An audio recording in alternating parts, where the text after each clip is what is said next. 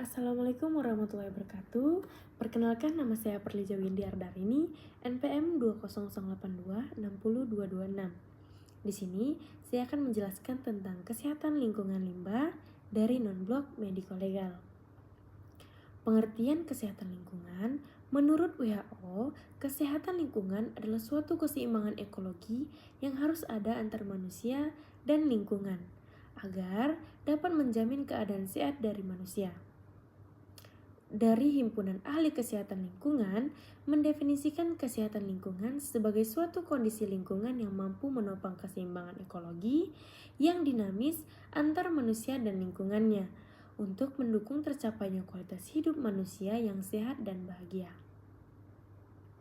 Masalah limbah menjadi perhatian serius dari masyarakat dan pemerintah Indonesia, khususnya sejak dekade terakhir ini, terutama akibat perkembangan industri yang merupakan tulang punggung peningkatan perekonomian Indonesia. Air limbah dihasilkan dari berbagai sumber, yaitu aktivitas rumah tangga, industri, pertanian, pertambangan, dan lain-lain. Air limbah tersebut seharusnya dikelola dan diolah dengan baik sebelum dibuang ke lingkungan. Namun, karena kurangnya pengetahuan, tanggung jawab dan pengawasan, seringkali air limbah dibuang begitu saja ke lingkungan sekitar, sehingga dapat mengganggu kesehatan lingkungan dan kesehatan.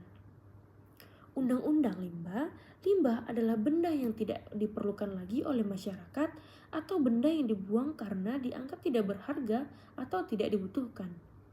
Peraturan Pemerintah Nomor 101 Tahun 2014, limbah adalah sisa suatu usaha dan atau kegiatan.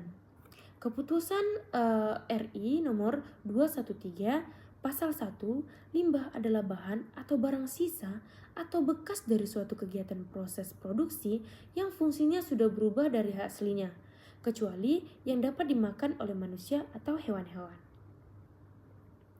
Dampak pencemaran limbah, kesehatan masyarakat, penyakit kulit, diare, ispa, keracunan logam berat atau merkuri dan timbal.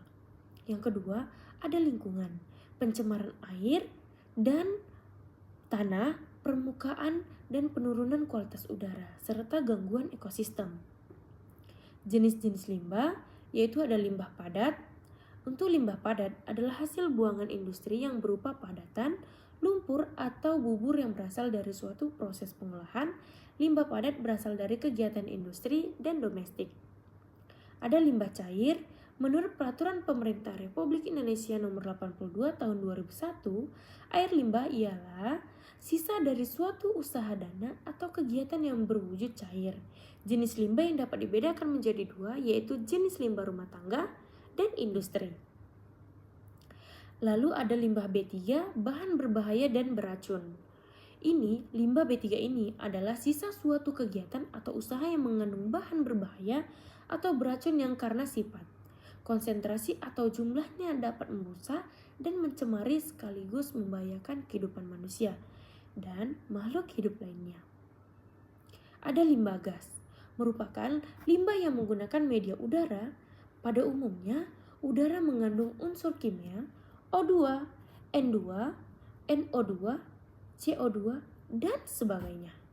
Kualitas udara akan menurun jika terjadi pencemaran dari limbah gas yang melebihi kandungan udara alami. Hal ini dapat menyebabkan gangguan terhadap kesehatan. Nah, ada pengolahan limbah. Yang pertama, ada pengurangan di sumbernya atau reduce. Yang kedua, ada pemanfaatan kembali atau reuse, ada daur ulang, dan ada pengolahan limbah. Contohnya itu kompos, IPAL atau instalasi pengolahan air limbah. Lalu ada upaya pencegahan. Yang pertama, edukasi masyarakat tentang pemilihan dan pengolahan sampah, pengawasan dan penegakan hukum terhadap pembuangan liar, teknologi ramah lingkungan, dan kebijakan dan regulasi daerah.